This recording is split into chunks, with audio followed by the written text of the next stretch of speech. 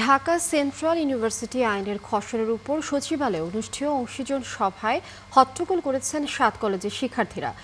UGC প্রতিনিধি, শিক্ষা উপদেষ্টা সহ সংশ্লিষ্ট উপস্থিত ছিলেন।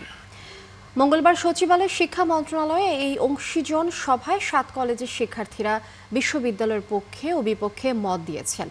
একদল শিক্ষার্থী চেয়েছেন হাইব্রিড মডেলের পরিবর্তে কলেজগুলোর ঐতিহ্য বজায় রেখে বিশ্ববিদ্যালয়, আরেক দল শিক্ষার্থী চেয়েছে প্রচলিত ধারার বিশ্ববিদ্যালয়, আরেক দল শিক্ষার্থী চেয়েছে ইন্টারমিডিয়েট কলেজের সুবিধা বজায় রেখে বিশ্ববিদ্যালয়। আলোচনা শেষে শিক্ষা উপদেষ্টা সিআর আবরার জানিয়েছেন সবার মতামত নিয়ে আইনটি চূড়ান্ত হবে। আমরা তো বিশ্ববিদ্যালয়ের পক্ষেই ছিলাম, কিন্তু বিশ্ববিদ্যালয় কাঠামো যেটা হাইব্রিড সিস্টেম, আমি উল্লেখ করেছি হাইব্রিড সিস্টেম, স্কুলিং যে সিস্টেমটা সেটির পক্ষে আমরা না। স্কুলিং পদ্ধতি নিয়ে আসলে এখানে শিক্ষার যে মানটা সেটা সংকুচিত হয়ে যাবে। আমরা ঢাকা বিশ্ববিদ্যালয়ে অধিভুক্ত হওয়ার পর যেগুলো আমরা বঞ্চিত হয়েছি সেগুলোর সংস্কার হোক।